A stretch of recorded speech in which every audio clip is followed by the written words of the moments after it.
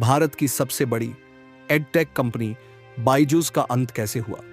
कभी लाखों बच्चों को अच्छे भविष्य का सपना दिखाने वाले बायजूस खुद के साथ साथ हजारों लोगों को कैसे डुबो दिया। कभी टीवी से लेकर के भारतीय क्रिकेट टीम के टी शर्ट पर प्रचार में दिखने वाले बायजू का नामो निशान अब कैसे मिट गया। चलिए जानते हैं पूरी कहानी, तो बने रहिएगा इस वीडियो के अंत तक। कहानी शुरू होती है केरल के एक छोटे से शहर से। वहां एक लड़का था बायजू रविंद्रन। वो पढ़ाई में बहुत तेज था, लेकिन उसे पढ़ाने का भी उतना ही शौक था। कॉलेज खत्म करने के बाद उसने एक मल्टीनेशनल कंपनी में नौकरी शुरू की, लेकिन मन नहीं लगा। वो हमेशा सोचता कि अगर बच्चों को सही तरीके से पढ़ाया जाए तो वो किसी से पीछे नहीं रहेंगे। एक दिन उसने अपने दोस्तों की सीएटी परीक्षा की तैयारी में मदद करनी शुरू की। क्लास छोटी थी, लेकिन धीरे धीरे उसकी चर्चा पूरे शहर में फैल गई। उसकी क्लास में बैठना मतलब पढ़ाई को मजे के साथ सीखना। वो फार्मूले याद नहीं करवाता था, बल्कि उनके पीछे की कहानी समझाता था। लोग कहते थे, बायजू पढ़ाता नहीं, जादू करता है। धीरे धीरे उसकी क्लास बड़ी होती गई। अब वो स्टेडियम में पढ़ाता था, जहां हजारों छात्र आते थे। बायजू को यह समझ आ गया कि पढ़ाई को आसान और दिलचस्प बनाया जाए तो बच्चे खुद सीखने लगते हैं। यही सोच आगे चलकर बायजूस क्लासेस की नींव बनी। साल 2011 में बायजू ने अपने कुछ दोस्तों के साथ मिलकर think and learn private limited नाम की कंपनी शुरू की। उनका लक्ष्य था पढ़ाई को डिजिटल बनाना, ताकि बच्चा चाहे किसी गांव में रहता हो या शहर में, उसे अच्छी शिक्षा मिल सके। 2015 में लॉन्च हुआ बायजूस द लर्निंग ऐप। इस ऐप ने भारत में शिक्षा की तस्वीर बदल दी। बच्चों के लिए एनिमेशन और विजुअल्स के जरिए पढ़ाई पहली बार इतनी आसान लगने लगी। बच्चे अब बोर नहीं होते थे और पेरेंट्स को लगता था कि उनका बच्चा स्कूल से बेहतर सीख रहा है। बायजूस का नाम चारों तरफ फैलने लगा। हर जगह लोग इसके बारे में बात करने लगे। बायजू का सपना अब हकीकत बन चुका था। 2016 तक 10 लाख से ज्यादा छात्र ऐप से जुड़ चुके थे। 2018 तक ये संख्या करोड़ों में पहुंच गई। फिर आया असली मोड़, जब बड़े निवेशकों ने कंपनी में पैसा लगाना शुरू किया। मार्क जुकरबर्ग की Chan Zuckerberg initiative, Sequoia capital, Tiger global जैसे दिग्गज फंड्स ने बायजूस में निवेश किया। 2018 में कंपनी की वैल्यू $1 अरब से ऊपर चली गई और वो भारत की यूनिकॉर्न कंपनी बन गई। बायजूस अब सिर्फ एक ऐप नहीं, बल्कि एक ब्रांड बन गया था। शाहरुख खान उसके ब्रांड एम्बेसडर बने। हर क्रिकेट मैच, हर न्यूज चैनल, हर यूट्यूब वीडियो के बीच बायजू का विज्ञापन दिखता था, fall in love with learning. लोगों को लगा कि भारत को अब शिक्षा के क्षेत्र में अपना गूगल मिल गया है। बायजू ने यही नहीं रुके। उन्होंने एक के बाद एक कई कंपनियां खरीदनी शुरू की। 2019 में अमेरिका की ऑस्मो कंपनी खरीदी, जो बच्चों के लिए गेम बेस्ड लर्निंग बनाती थी। फिर 2020 में व्हाइट हैट जूनियर नाम की कंपनी खरीदी, जो बच्चों को कोडिंग सिखाने का दावा करती थी।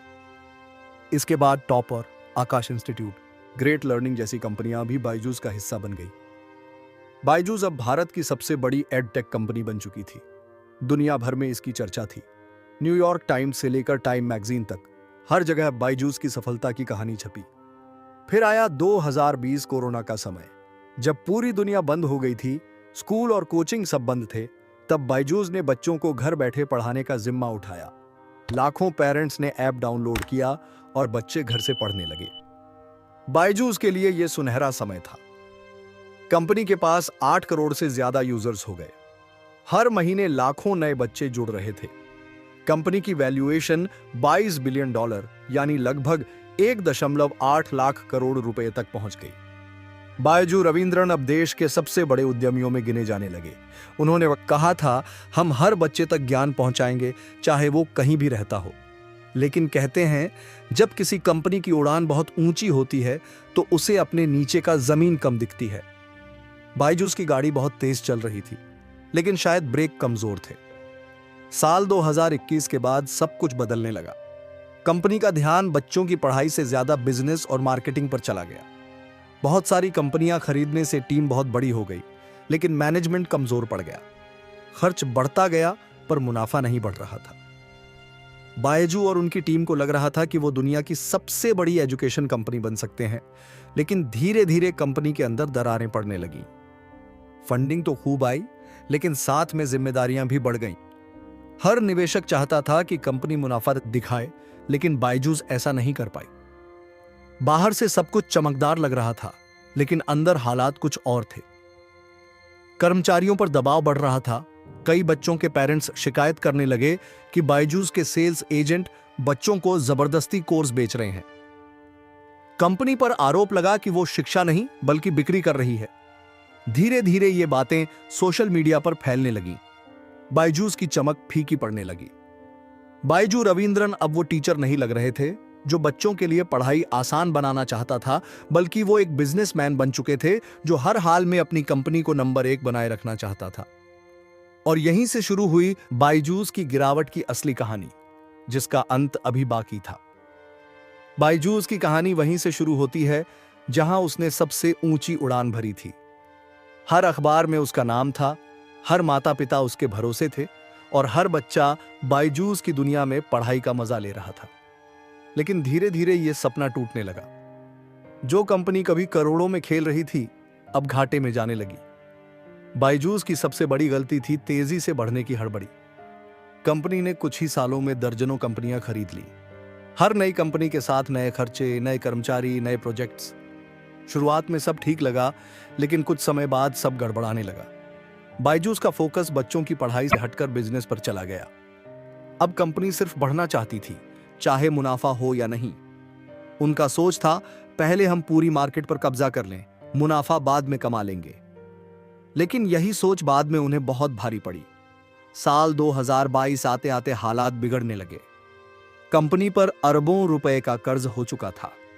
कई निवेशक अब सवाल पूछने लगे थे कि आखिर कंपनी मुनाफा क्यों नहीं दिखा रही। कहा जाने लगा कि बायजूस सिर्फ दिखावे की दुनिया बना रही है, असली ग्रोथ अंदर से कमजोर है। व्हाइट हैट जूनियर का मामला तो जैसे आग में घी डालने जैसा था। लोगों ने कंपनी पर झूठे विज्ञापन चलाने का आरोप लगाया। कई पेरेंट्स ने शिकायत की कि उन्हें बच्चों को कोर्स बेचने के लिए गुमराह किया गया।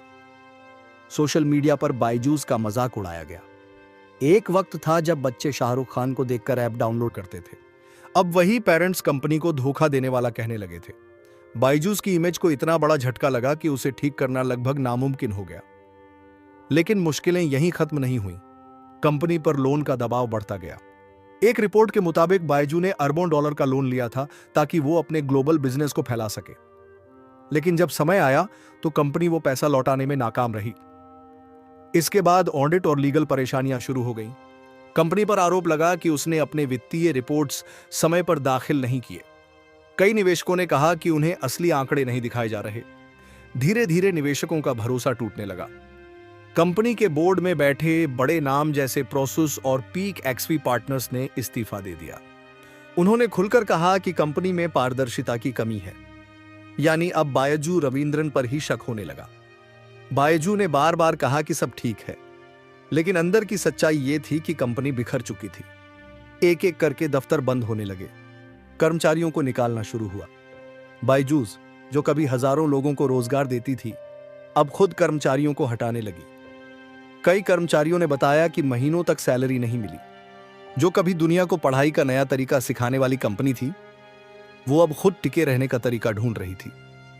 इसी बीच नए खिलाड़ी बाजार में आ चुके थे। फिजिक्स वाला, वेदांतु, अन अकेडमी जैसे नाम।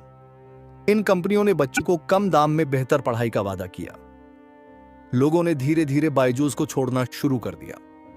जहां पहले बच्चे बायजूस के कोर्स के लिए लाइन लगाते थे, अब वही पेरेंट्स कहते थे हमने बहुत नुकसान झेला। 2023 में बायजूस की हालत और बिगड़ गई। कंपनी पर टैक्स और ऑडिट के नोटिस आने लगे। बैंक का कर्ज बढ़ता गया।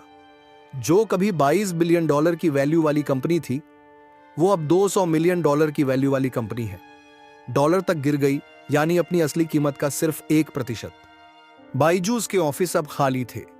कई जगहों पर ताले लगे हुए थे। जो कभी बच्चों के लिए सपनों की दुनिया थी, वो अब खुद एक डरावना सपना बन गई थी। बायजू रविंद्रन ने कई बार मीडिया में कहा कि वो फिर से कंपनी को खड़ा करेंगे, लेकिन अब हालात हाथ से निकल चुके थे। इन्वेस्टर्स ने कहा कि अब कोई भरोसा नहीं बचा। कंपनी का नाम अब लोगों के लिए सक्सेस की नहीं, फेलियर की मिसाल बन गया था। बायजूस की इस गिरावट से एक बात साफ हुई, बिजनेस में भरोसा सबसे बड़ी पूंजी है। अगर आप अपने ग्राहकों, कर्मचारियों और निवेशकों का भरोसा खो देते हैं, तो कोई भी कंपनी चाहे कितनी बड़ी क्यों ना हो डूब सकती है। बायजूस ने एक वक्त में बच्चों को सिखाया कि सीखना कभी बंद मत करो, लेकिन खुद अपनी गलतियों से सीखने में देर कर दी।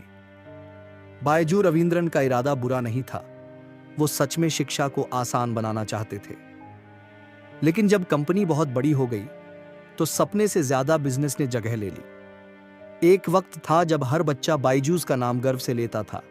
आज वही नाम लोगों के लिए एक चेतावनी बन चुका है। बायजूस की कहानी हमें यह सिखाती है कि सफलता हमेशा ऊंचाई पर जाकर नहीं मिलती, बल्कि तब मिलती है जब आप अपनी ईमानदारी और सच्चाई नहीं छोड़ते। अगर बायजूस ने शुरुआत के दिनों वाली सादगी और भरोसा बनाए रखा होता तो शायद आज भी वो हर बच्चे के मोबाइल में होती, हर घर की उम्मीद होती। लेकिन अब बायजूस सिर्फ एक नाम रह गया है, एक याद कि कैसे भारत की सबसे बड़ी ईडटेक कंपनी अपने ही फैसलों से डूब गई।